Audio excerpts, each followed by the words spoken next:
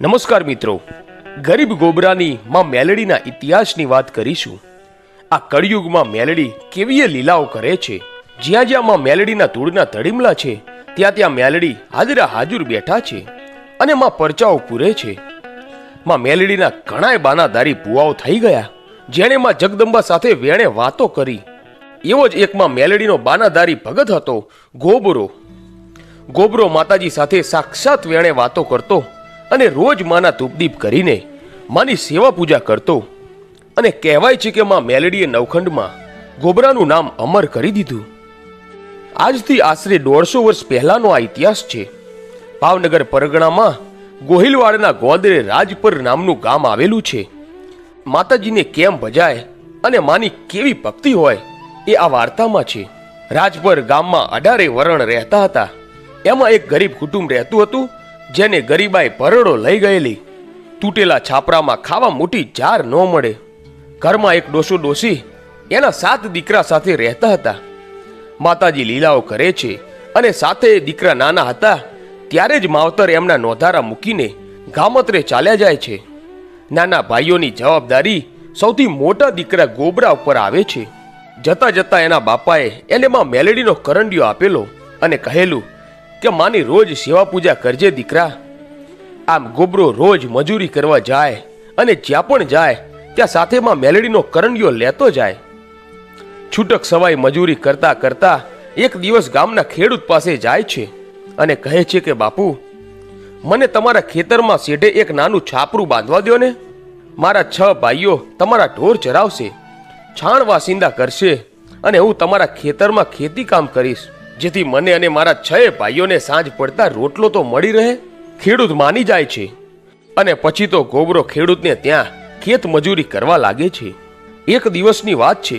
ખેતર ખેડતા ખેડતા બપોર થઈ એટલે તે શેઢે આવેલા એક ઠુમરીના ઝાડ નીચે બેસીને રોટલો ખાય છે અને ત્યાં જ થડના ટેકે સૂઈ જાય છે. ત્યાં તો સપનામાં માં મેલડી આવે છે અને કહે છે કે એ ગોબરા દીકરા, જાગ છો કે ઊંઘ આવી ગઈ? હું તારી દેવી મેલડી બોલું છું. અરે મારા ગોબરા બેટા, આમ તારે મને ક્યાં સુધી ફેરવ્યા કરવી છે? ઘડીક આ શેઢે, ઘડીક ઓલ્યા શેઢે.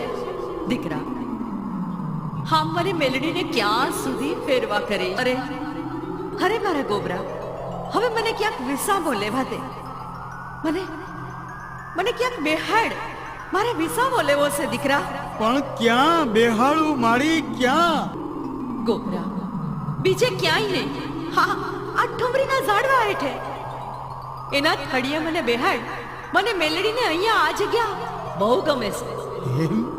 આમમાં મેલડીની મરજી પ્રમાણે ઠુમરીના ઝાડ નીચે ગોબરાએ માતાજીનું સ્થાપન કર્યું અને પછી તો માનું ધ્યાન ધરે અને રોજ ધૂપદીપ કરીને મારી ભક્તિ કરતો. સમય જતા એના લગ્ન થયા અને બંને જણ માની સેવા ભક્તિ કરતા હતા. ધીરે ધીરે સમય પસાર થાય છે અને એક દિવસ એવું બને છે કે ગોબરાની ગરીબાઈ દૂર કરવા માં મેલડી પરચાઓ પૂરે છે. એવામાં રાજપર ગામને સીમાડેથી કાશીના વિદ્વાન પંડિત બ્રાહ્મણો નીકળે છે. સાથે રાજ દરબારનો ખજાનો હતો.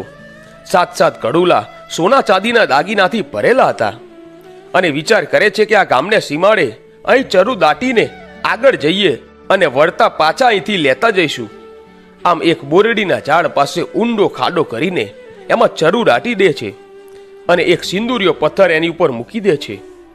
પછી તો માં મેલડી લીલાઓ કરે છે અને મધરાતે માં મેલડી ગરીબ ગોબરાને સપને આવીને કહ્યું કે દીકરા ગોબરા, ઊભો થા, જા તારા 6 ભાઈઓને બોલાવ અને સાંભળ, રાજપરાના સીમાડે બોરડીના ઝાડ પાસે એક સિંદૂરવાળો પથ્થર દેખાય તો એની નીચે સોના ચાંદીથી ભરેલા ચરુ છે. હું મેલડી તને ખજાનો દેવા આવી છું દીકરા.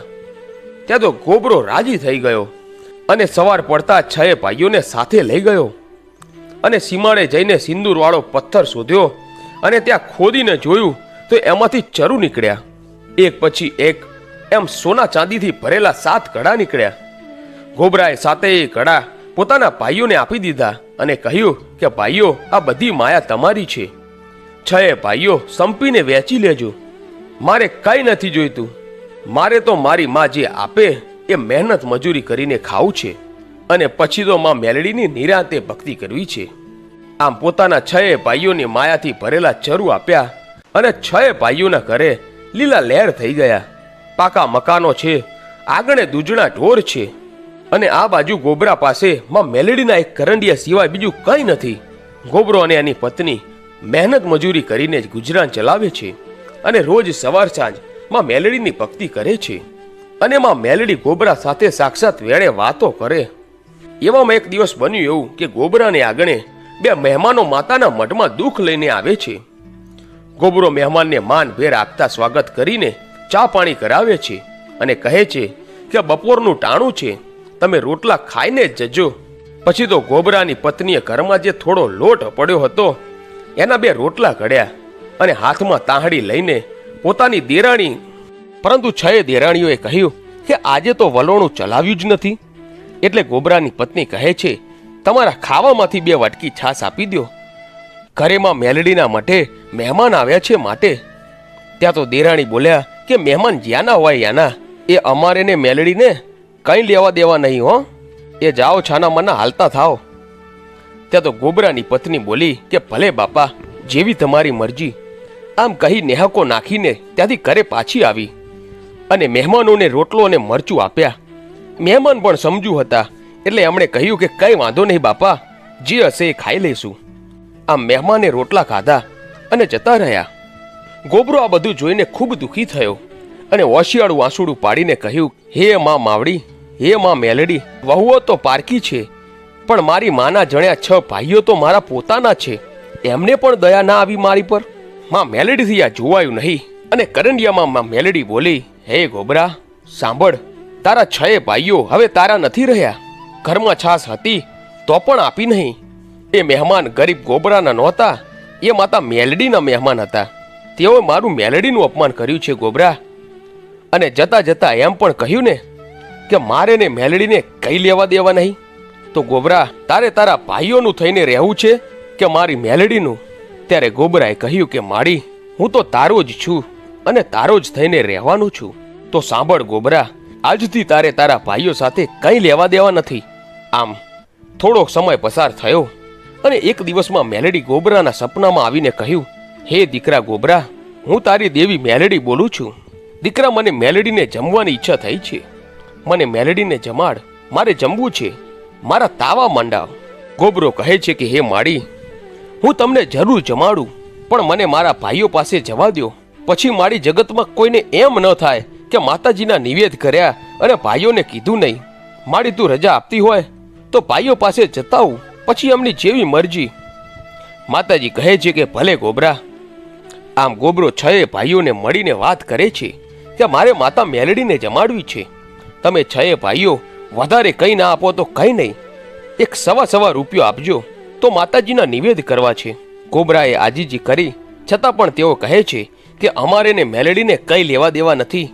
આમ એકે ભાઈ માન્યા નહીં, કોઈએ આવકારો આપ્યો નહીં. પછી તો ઝૂંપડીમાં આવીને ગોબરાએ જોયું તો એક કોરી પછેડી પડી હતી. એ લઈને હાટડીએ ગયો. આમ પછેડી લઈને ગોબરો હાટડીએ જાય છે અને કહે છે કે લ્યો શેઠ, આ નવી કોરી પછેડી, આના બદલામાં મને 5 શેર ઘઉં, 1 શ્રીફળ અને અગરબત્તીનું પડીકું આપો. મારે માં મેલડીના નિવેદ કરવા છે અને મારી દાડીના પૈસા આવશે એટલે 2-3 દિવસમાં પછેડી છોડાવી જઈશ.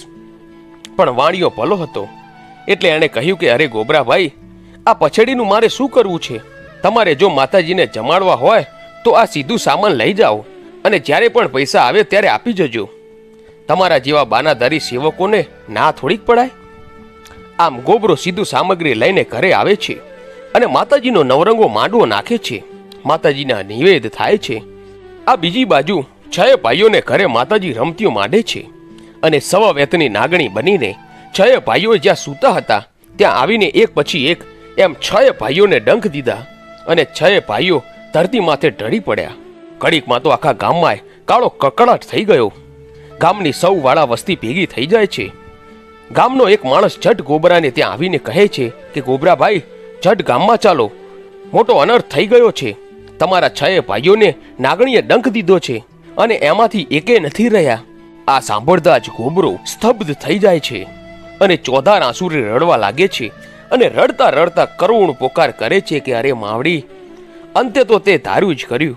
માડી અમે તારા છોરુડા છીએ. મારાથી નાના ભાઈઓ આ દુનિયા છોડી દે અને હું કયા મોઢે જીવું? મારા પણ પ્રાણ લઈ લે માડી. એ મારા ભાઈઓ, એ મારા પહેલાઓ કરતા કરતા પોક મૂકીને રડે છે. ગોબરો માતાજીના મઢે જાય છે અને માતાજી પાસે રજા માગે છે અને અરજ કરતા કહે છે કે હે માડી, મને મારા ભાઈઓના અંતિમ સંસ્કારમાં જવા દે, નહીં તો જગત કાલે સવારે મારી અને મારી મેલેડીની વાતો કરશે. અંતે માં મેલેડી માની જાય છે અને કહે છે ભલે ગોબરા, તું જાય એમના ઘરે અને હું જાઉં ચાપાના ખીલમાં. આમ ગોબરો ભાઈઓના ઘરે આવે છે. ભાઈઓના મોઢા જોઈને માતા પછાડવા લાગે છે. ત્યાં તો ગોબરાને સંભળાય એ રીતે આકાશવાણી થાય છે અને માં મેલેડી કહે છે કે ગોબરા, હું ચાપાના ખીલમાં સવવેતની નાગણી થઈને બેઠી છું અને બીજો વિસામો જ્યાં થાય ત્યાં તારા 6 ભાઈઓના નનામીના બંધન તોડીને સજીવન ના કરું તો હું મેલેડી નહીં. પછી તો 6 ભાઈઓની નનામી લઈને ચાંપાના ખીલ પાસે આવે અને નનામીને જ્યાં વિસામો દીધો અને નનામીને હેઠી મૂકી ત્યાં તો 6 નનામીના બંધન તૂટ્યા અને 6 ભાઈઓ બેઠા થઈ જાય છે અને ચારેય બાજુ માં મેલેડીના જય જયકાર થાય છે. આમ માં મેલેડીના પ્રતાપે 6 ભાઈઓ સજીવન થયા અને ગોબરાની લાજ માં મેલેડીએ રાખી. આ બધી માં મેલેડીની લીલા હતી. પછી તો 6 ભાઈઓ અને એમની પત્ની માની માફી માગે છે અને બધાય માં મેલેડીના થઈને રહે છે. અને પછી તો માં મેલેડીનો માંડવો નંખાય છે, માના તાવા તળાય છે, ડાક ડંબર વાગે છે, માતાજીના પુઆ ભક્તોના ખમકારા થઈ રહ્યા છે. આમ 7 ભાઈઓ મળીને માતાજીના નિવેદ કરે છે.